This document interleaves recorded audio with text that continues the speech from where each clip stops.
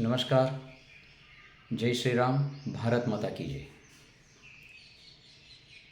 આજે હું આપની સામે એક સરકારી વિભાગના વિષય પર વાતચીત કરવા માટે આ વિડીયો બનાવ્યો છે.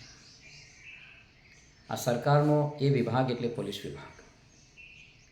પોલીસ પ્રજાનો મિત્ર, આ શબ્દ આપણે બધા લોકોએ સાંભળ્યું છે, પણ જ્યારે અનુભવની વાત કરો ત્યારે કદાચ એનાથી વિપરીત અનુભવ બધા લોકોનો રહે છે. એટલે જ્યારે પોલીસ વિભાગ પ્રત્યેના વિષય પર સમાજને પૂછવામાં આવે, એના દૃષ્ટિકોણ માટેની વાત કરવામાં આવે ત્યારે એનો દૃષ્ટિકોણ હંમેશા નકારાત્મક રહેલો છે. પ્રજા પોલીસ વિભાગ માટે ખૂબ નકારાત્મક છે. પોલીસ એટલે ભ્રષ્ટાચારી, પોલીસ એટલે ખોટા ધંધાઓમાં હપ્તા લેનારી, પોલીસ એટલે ખોટા કેસ કરીને ફસાવે, પોલીસ એટલે ખોટા કેસ કરીને તોડપાણી કરે, એવા અનેકો પ્રકારના આરોપ પ્રત્યારોપ આક્ષેપ એ સમાજ થકી આપણે કર્યા પણ છે, સાંભળ્યા પણ છે અને એની અભિવ્યક્ત પણ કરી છે. પરંતુ શું આ જે કંઈ પણ નકારાત્મક ભાવ એ જ એક દૃષ્ટિકોણ છે કે કંઈક બીજો પણ એક વિચાર છે, બીજો પણ એક દૃષ્ટિકોણ છે કે જેને આપણે સમજી નથી રહ્યા અથવા તો આપણી સામે આવ્યો નથી?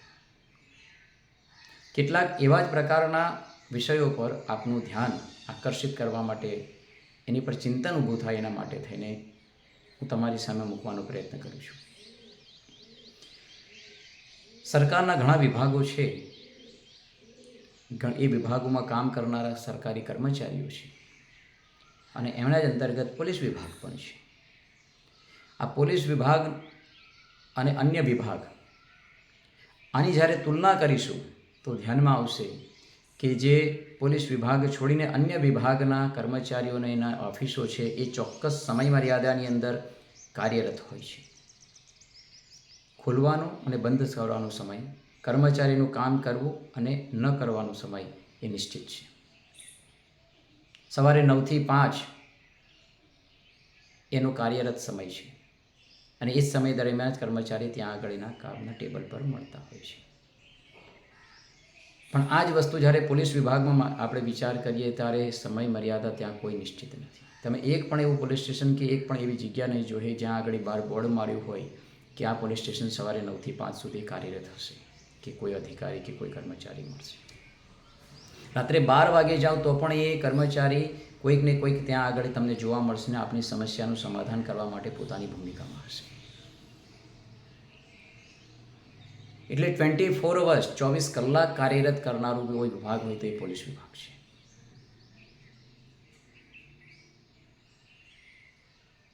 જ્યારે બીજો એક દૃષ્ટિકોણ તમને આપવાનો પ્રયત્ન કરીશ કે પોલીસ પર આક્ષેપ લાગે છે કે ભ્રષ્ટાચાર, પોલીસ સિવાય બાકીના અન્ય વિભાગો સરકારી જે કહી શકાય એ ભ્રષ્ટાચારી નથી. મારો ઉદ્દેશ સરકારના વિભાગો ભ્રષ્ટાચારી છે એ સાબિત કરવાનો નથી. મારો ઉદ્દેશ સમાજના દૃષ્ટિકોણનો છે. ભ્રષ્ટાચાર એ કોઈ વિભાગ સાથે સંબંધિત વાત નથી. ભ્રષ્ટાચાર એ વ્યક્તિના સંસ્કાર સાથે સંબંધિત વાત છે. નાની દુકાનથી માંડીને ઇન્ડસ્ટ્રીઝ સુધીના લેવલ સુધી ભ્રષ્ટાચાર છે. એક ચપળાસીથી માંડી અને એક ઉપર સુધીના જે કંઈ પણ અધિકારીઓ હોય છે બધા સાથે ક્યાંક ને ક્યાંક ભ્રષ્ટાચારનો સંબંધ સ્થાપિત થાય છે. એટલે આપણે એવું નિશ્ચિત નહીં કરવું કે કોઈ એક વિભાગના કર્મચારીઓ ભ્રષ્ટાચારી છે.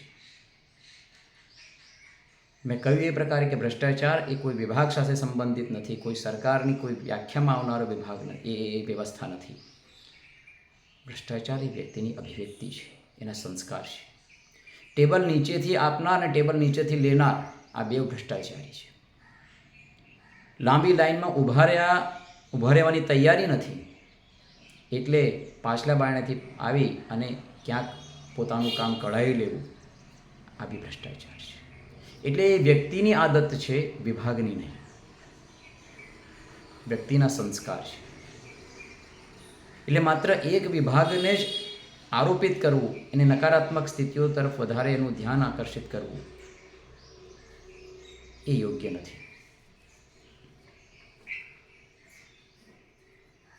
એના સકારાત્મક પાસાનો જ્યારે વિચાર કરીશું ત્યારે ધ્યાનમાં આવશે કે એની પર આરોપ પ્રત્યારોપ લાગવા પછી પણ, અપમાનજનક અવસ્થા એ અનુભવ્યા પછી પણ એ પોતાની ડ્યુટીથી ક્યારેય ભાગતો નથી.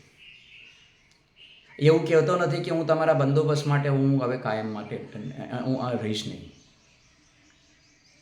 તમે સુરક્ષિત થાવ કે અસુરક્ષિત થાવ એ મારી જવાબદારી નથી. આવા કોઈ પણ પ્રકારના નકારાત્મક ઉદ્ગાર કે પોતાની ડ્યુટીથી ભાગવાની વાત એ ક્યારેય કરતો નથી. તમને ખબર નહીં હોય કે સરકારના જેટલા પણ ડિપાર્ટમેન્ટ છે એની અંદર જે કામનો વસ્તુ મેં તમને બતાવ્યો, પણ એનો અર્થ એટલે જે પગાર છે, પગાર ધોરણની પણ જ્યારે વાત કરીશું ત્યારે સૌથી વધારે જે કહી શકાય કે પગાર ધોરણ અન્ય જે વિભાગોમાં છે પણ એની સામે સૌથી ઓછો પગારનો ધારાધોરણ એ પોલીસ વિભાગનો છે. સુવિધાની અંદર પણ સૌથી ઓછી સુવિધા પ્રાપ્ત કરનારો વિભાગ એ પોલીસ વિભાગ છે. હું એની સરકારની કમીઓ નથી ગણાવી રહી.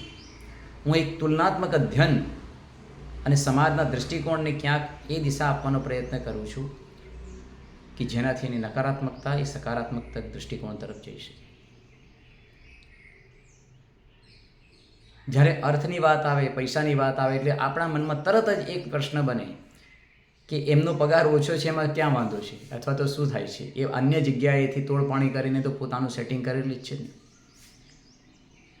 આ જેટલું કહેવું સરળ છે પણ વાસ્તવિકતા એ સંપૂર્ણ રીતે સાચી નથી.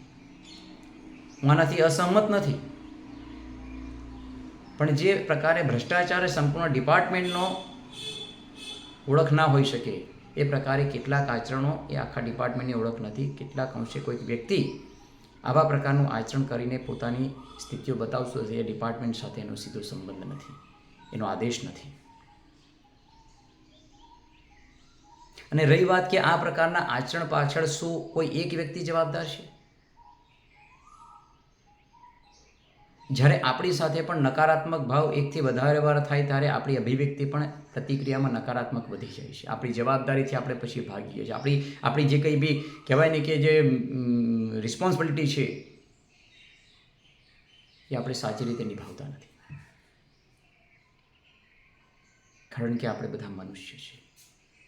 જેમ આપણી અપેક્ષા છે એમ સામેથી પણ એ અપેક્ષા છે. એક બોર્ડર પર રહેનારા જવાન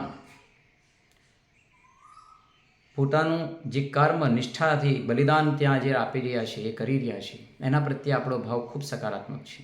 એના પરિવાર પ્રત્યેનો આપણો ભાવ ખૂબ સકારાત્મક છે, હોવો પણ જોઈએ. કારણ કે પરિવારથી હજારો કિલોમીટર દૂર, ચાહે રેગિસ્તાનનો તપતપતો ગરમી હોય કે હિમાલયની બરફની સ્થિતિઓ હોય કે પછી ચેરાપુંજી જેવી સ્થિતિઓની અંદર વરસાદની અંદર હોય, આવી તમામ ઋતુઓની અંદર પોતાની અડીગ અવસ્થા રાખીને સીમાઓને સુરક્ષિત કરે છે, દેશની આંતરિક વ્યવસ્થાને સુરક્ષિત કરે છે. એટલે એ રિસ્પેક્ટ એના માટે એટલી જ જરૂરી છે. પણ હંમેશા એક વસ્તુ ધ્યાનમાં રાખવાની જરૂર છે કે સુરક્ષા એ કોઈ એક પાસાથી નથી હોતું. સુરક્ષા બેઉ પાસાથી હોય છે, એટલે બાહ્ય અને આંતરિક. બાહ્ય સુરક્ષા દેશના જવાનો કરી રહ્યા છે, ખૂબ મજબૂતીથી કરી રહ્યા છે, આપણને એની પર ગર્વ છે, સ્વાભિમાન છે, સન્માન છે. પણ દેશની આંતરિક સુરક્ષા એ પોલીસ વિભાગના અંતર્ગત આવે છે, અને એ પોલીસ વિભાગના અંતર્ગત આવનારી આંતરિક સુરક્ષા માટે પણ આપણી ભૂમિકા એ પ્રકારની હોવી જોઈએ જે છે. દેશની બહારને સુરક્ષા કરનાર સામે દુશ્મન બહુ સામે ક્લિયર છે, દેખાય છે. એની પર એક નિર્દેશથી કાર્ય કરવાનું છે, નિર્દેશથી કાર્ય કરે છે અને દુશ્મનને સમાપ્ત કરે છે. પણ દેશની આંતરિક વ્યવસ્થાની અંદર જે દુશ્મન છે, જે પોતાની બાજુમાં બેઠો છે, પોતાની અંદર છે, એને સમજવું મુશ્કેલ છે, એની વચ્ચે કામ કરવું અઘરું છે. પોલીસ વિભાગ પર કેટલું પ્રેશર હોય છે, પ્રજાનું પ્રેશર, મીડિયા વિભાગનું પ્રેશર, સરકારી અધિકારીઓનું પ્રેશર, પોલિટિશિયનનું પ્રેશર, આ બધા જ પ્રેશરો વચ્ચે એ કામ કરવાનું હોય છે. અને એક એક એવું બેલેન્સ કરવાનું હોય છે કે જ્યાં આગળ એ વિભાગનું પણ ખોટું ના દેખાય અને જે કંઈ પીડિત છે એને પણ ન્યાય મળી શકે અથવા તો એને પણ એક સારી અનુભૂતિ થાય.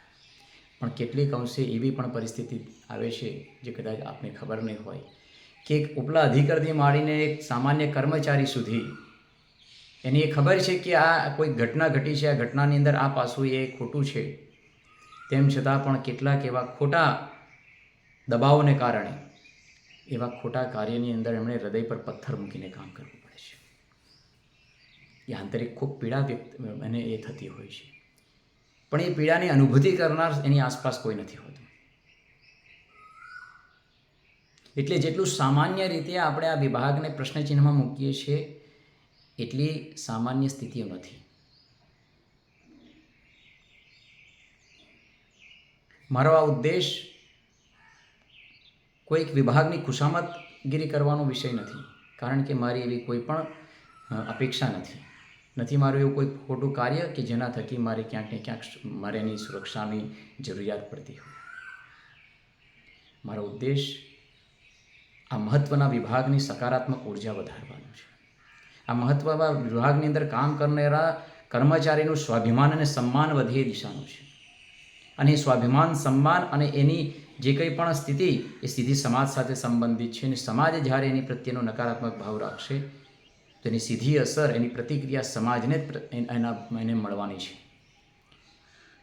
જે એક સારા માહોલની આપણે અપેક્ષા કરીએ છીએ તો એની સામે આપણો વ્યવહાર પણ એ જ પ્રકારે થવો એ અનિવાર્ય છે. એટલે કેટલાક પાસાઓ પર જે મારું ચિંતન, અધ્યયન થયું છે, મારું જ્યાં ક્યાંક ને ક્યાંક સંસર્ગના માધ્યમથી કેટલીક વસ્તુ મેં જાણી છે અને એના તારણ પછી મેં આ એક વિષય પર કામ કરવું, આ વિષય પર વિડીયો બનાવીને સમાજની અંદર એક સકારાત્મક વિચારોને મજબૂતી આપી, એનો એક પહેલો ભાગ આપની સામે વ્યક્ત કર્યો છે. આવનારા સમયમાં પણ એવા કેટલાય આશ્ચર્યચકિત કરનારી બાબતો હું આપની સામે મૂકવાનો પ્રયત્ન કરવાનો છું. અને એ પ્રયત્નની અંદર એક જ ઉદ્દેશ છે કે આપણા પોલીસ વિભાગ પ્રત્યે આપણું સન્માન, સ્વાભિમાન, એક સકારાત્મક ભાવ એની વૃદ્ધિ થાય અને એ પોલીસકર્મી પોતાનું સ્વાભિમાન, સન્માન અને ગર્વ મહેસૂસ કરી અને પોતાના કર્તવ્ય પ્રત્યે પણ એ પોતે ક્યાંક કટિબદ્ધ થાય, એ ઉદ્દેશનું છે. એટલે આજનો આ વિષય, આ વિચાર હું અહીં આગળ અલ્પ વિરામ મૂકું છું. ફરી જ્યારે આપણે આ વિષય પર હું વાત કરીશ, બીજા નવા વિચારો સાથે મળીશું. અસ્તુ. ભારત માતા કી જય. વંદે માતરમ.